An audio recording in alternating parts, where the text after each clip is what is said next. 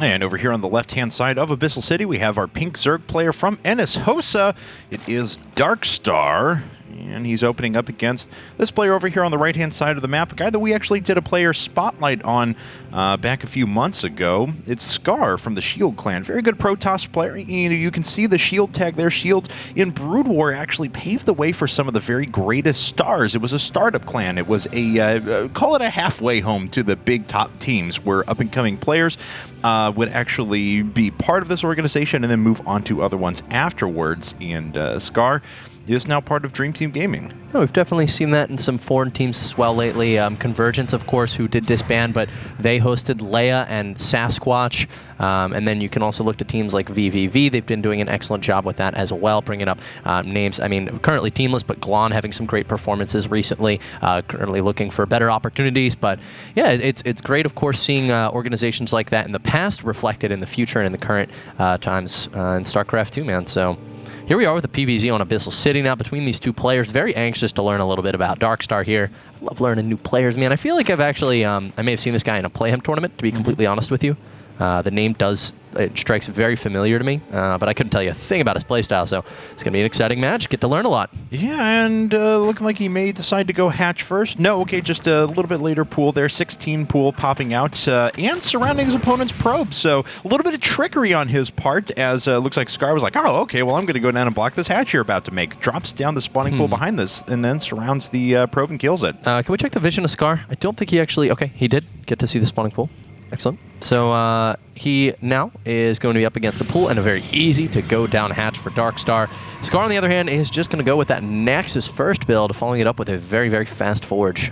Yeah, so Nexus first, Forge afterwards. Not too surprising on this map. Now, of course, Abyssal City is a large map, and there's a lot of opportunities for flanking. There are two Xel'Naga towers, so a lot of the attack paths are watched, but, you know, this one down around the bottom of the map isn't. And more importantly, once you creep up to your opponent's bases, it's very important to hold this high ground here, which is beset on almost all sides by large ramps. Yeah, you're completely right. High ground advantage. I mean, Abyssal City shares the aspect with Daybreak of having a large staging area in front of the natural expansion. And it's very interesting that the staging area here kind of actually extends itself towards the third, which Darkstar is actually going to be moving to take here in just a second. All right, well, Photon Cannon coming up. Sometimes Protoss players have been getting a little bit greedy, and they'll decide to put down their gateway before their Photon Cannon. But he wants to remain a little bit more safe, and it's going to work out for him. Looks like these Zerglings do actually take out a second probe has already fallen in this game, so not a great start for Scar as far as scouting is concerned. He hasn't seen anything that's out of the ordinary from a Zerg player yet. And he actually has to use another probe if he wants to make sure that there's a third base down in the bottom left-hand corner. Which he knows that he should, and especially in a team match. I mean, you don't want to not check for this and then lose to something like that, and your whole team's like, you didn't check for that third base. So Scar's going to make sure he gets that done right now, heading down towards that expansion. But, you know, Kevin, let's talk about this map for a second. You got Abyssal City, and one of the things that we've really seen here is that the Immortal Sentry All-In has found an incredible level of success, if not an unprecedented level of success in the current map pool, maybe rivaled only by, Entombed Valley. You know, that's another pretty good one, but there's just so many areas that you can pin your army in between a rock and another hard place, and it's actually a good thing. Yes. In that situation. Yeah, I mean, there's a lot of relatively narrow ramps, a lot of spots where you can trap units outside of, you know, force fields cut this area off really easily. You can back your army up to this point right here then, trap this ramp, trap this, all with force fields, a pretty minimal amount, as a matter of fact. One force field there, about four there, four there. So it doesn't require as many sentries as some other maps do. But then, say, go back to that position if you would. You're in... point these out real quick. You're, yeah. 2 gases at the natural expansion for Scar, very, very fast here. But it's just such a crazy map because you can fall back even further. So, like, if, you know, the engagement's not going correctly, you can fall back to here. And look, there's nice little, it's not open. It's not open, which is the bad part. Like, that's exactly what you want. You want areas that are not open. Not open. This is nice and choky. Still pretty choky here. It's pretty crazy, but it looks like we're going to have a Stargate opening from Scar. Now, he did go for 2 very quick gases behind this, as you pointed out.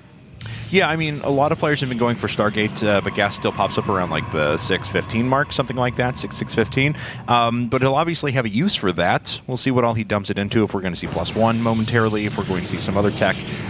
We have been seeing players go after Creator the other day, as a matter of fact, Stargate into an Immortal Sentry all in.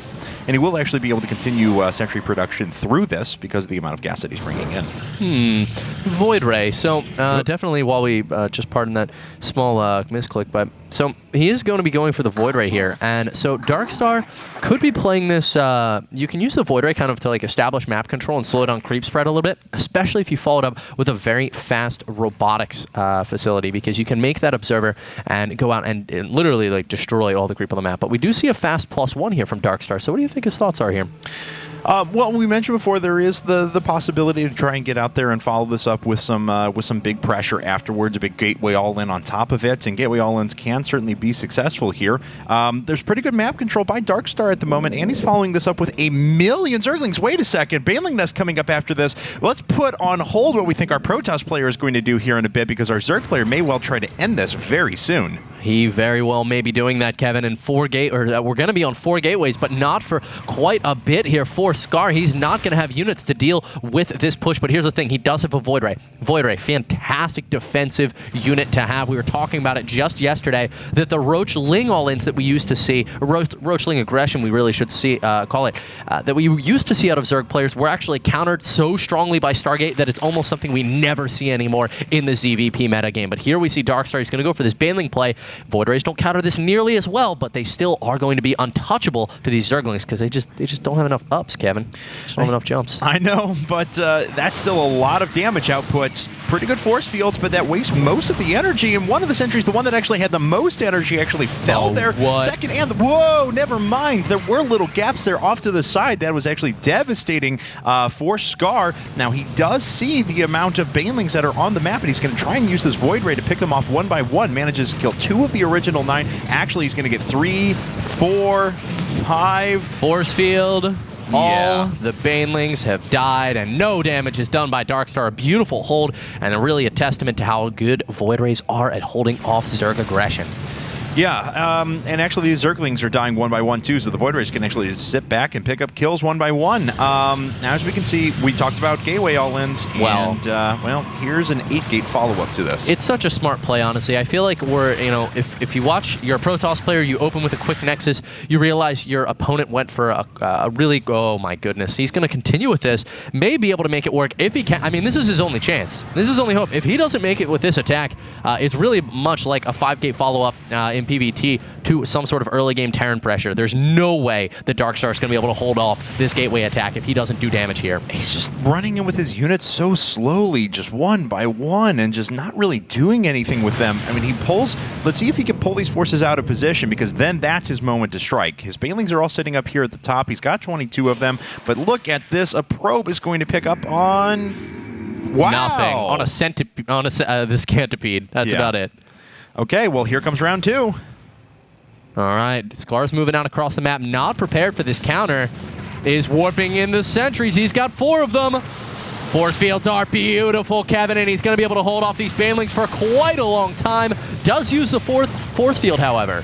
Well, the Forge is actually almost dead, and the force fields are about ready to expire, so the rest of the units stream on through at the same time. Oh no, all the units are being brought back, so Scar's trying to defend this, and he's lost most of his sentries. He has lost his front wall, but he has not lost a lot of his economy quite yet. And if workers start going down, that's when things are going to get scary. Let's actually take a look at the total units on the map. 59 probes to 46 drones. No workers. I mean, there was... Not one. Yeah, not one worker goes down right there. I mean, a beautiful hold out of Scar, but let's, bring it back to the fact that he did bring his army home for that, which is definitely not good for him. Well, actually, he did take a 3rd base. We saw those gateways. It looked like he was going to go for a big attack, but he's going to get the cancel on the Nexus, and with the Overlord over top, it's going to be a while before this 3rd can get back down. That's true. I mean, it is, yes, but I still like Scar's position here. He's still in a really nice spot. There's just continued waves of aggression, huge amounts of Banelings that are being brought out. We see that the centrifugal hooks is being put up. There's a macro hatch on the way, but other than that, there's no real tech to speak of. Layer's done, but it's not being utilized at the moment. And actually, we have Ventral Sack, so this is not going to end. He's just going to try and drop with Banelings if he can't do anything with them through the front.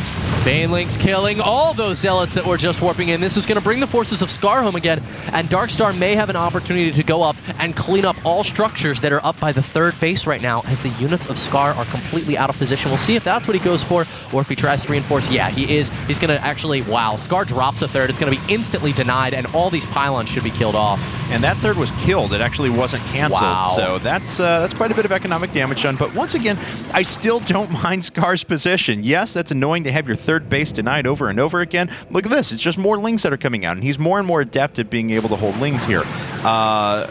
So, I mean... So let's look at units lost, because I think this is going to paint it really well. Darkstar has lost so much money, and yeah, he's kept Scar on 2 bases, but I do agree with you, Kevin. He doesn't have Roaches, he doesn't have Infestors. He's got Ling Bane. He has Ling Bane to hold off this attack, and he forgot his Overlord speed, it looks like. Might just finished a few seconds too late here. Yeah. Oh my goodness. The sentries that are coming up have full energy, so force fields are going to be a threat for quite a while. There are 15 Banelings up, yes, with speed. But yeah, with speed, that actually can't be overstated, but the Stalkers hopefully will take most of the damage. Actually, the Banelings got a great hit. I'm not sure. I think Scar's attention was elsewhere because that much damage shouldn't have been done. Yeah, and now it's pretty much just sentries. There's not a lot of damage-dealing units in this. Overlord speed and drops are about to complete here in just a second, and excuse me, his timing was immaculate, by the way. So here we go. Lings are going to need to find... You know what? He needs Banelings to kill this. Can't kill this with Zerglings. I mean, there were a million units that were killed just a second ago by Banelings, but you see how big of an advantage that Scar had because he still has so much stuff he can just go through and finish off the rest. I mean, the space is going down, and Darkstar really doesn't have a prayer. He's really far behind in tech. He's behind in pretty much every measurable category. Yeah, the whole thing, I mean, we were talking about, he kept getting in there. He didn't kill any workers, and he wasn't actually killing that many units either. It was mostly just, oh, I Baneling bust your wall down and get inside and make you come home. I Baneling bust your wall down, do nothing but deny your third. But none of this killed units, and so now Scar just moved out with a huge economy, with tons of army. And, I mean, the Baneling drops would have made a huge difference, maybe. Maybe, actually, I can't even say that they would have. Because he lost so many units early on, and Ling Bane just can't hold this off. No, I think this is going to be a quick win here for Dream Team Gaming. Now, you know, I mean, something could still go disastrously wrong. Don't get me wrong, but it would take a miracle here for Scar to lose this. Oh my goodness, these force fields. I mean, he's just losing 3 Zerglings right now at this point. Where are the Overlords, Kevin? Well, they're right there. I don't know. Is he trying to do damage around the side? There's one Baneling. Go, Baneling! All right. Well, the Banelings are actually going to connect pretty well with, once again, I mean, Scar didn't control that the most. It looks like he was a little more worried about what was running inside of his main and natural, but still. I mean, behind this, Scar has taken a third base. He's got his economy in a great position, and Darkstar does not have the capability. Even if he kills his entire army off, he actually can't do anything. Yeah. And there goes the last, well, there was actually a queen inside of that Overlord. There it falls, and there's no army on the field for Darkstar. It's got 12 Lings. That's it. So, all right, guys. Well, prepare for the beginning of the end, or the end of the end, or the middle of the end. Because at this point, Darkstar, I mean, he knows he can't kill this army. So it's one of those, I actually, so we saw Darkstar was a Brood War team. There it is. GG. GG. Yeah, I mean, Darkstar, hadn't heard of him before, tries the big all-in, unfortunately can't get it to work, and falls very quickly in that set to Dream Team Gaming. Scar with a nice hold, though. There were moments when that could have been very, very annoying to deal with, but he was able to clean up those Banelings with pretty effective force fields at his front time and time again. Yeah. He had a very convenient tech route, too, for the attack that happened to come from Darkstar there, because, I mean, you go for Void Ray and your opponent goes for a really big attack, it's like, you can't shoot up. You can't touch my Void Rays, and they will just kill everything that you send. So, I mean, really fast Baneling busts can hit before that, you know, like a 2-base Baneling bust play or Zenio's build maybe. Yeah. But not that. No, unfortunately not, and that's going to bring us to game number 2 here with Dream Team Gaming up 1-0 over NSHO, and looks like NSHO are going to throw in another Zerg player next. It is Ellen Key, so a player who does not have a Liquipedia page either. listed them as an other player, so I don't know too much about Ellen Key, but we'll see what they can do here on Daybreak. We're going to take a quick commercial break. We do want to let you guys know, coming up next week, we have more Fight Club. Fight Club is going to begin again on Monday. We have Western Wolves Sting going up against our new reigning champion, FXO Leenock, in a TVZ best of 9, $500 on the line. Leenock, of course, just has that $100 bounty for knocking. We should have just instantly given him a $1,000 bounty, though, for taking out Hyun, honestly. And then we'll have more Premier Division the next 2 days, and then Thursday and Friday of next week we'll finish up before the holidays with our Contender Division. Absolutely. I'm excited for that, actually. I watched a lot of Sting stream, and he is a crazy player. He likes mech a lot. All right, guys, we're going to cut to a quick break. ZVZ, Scar versus Ellen Key coming up next. Or PVZ.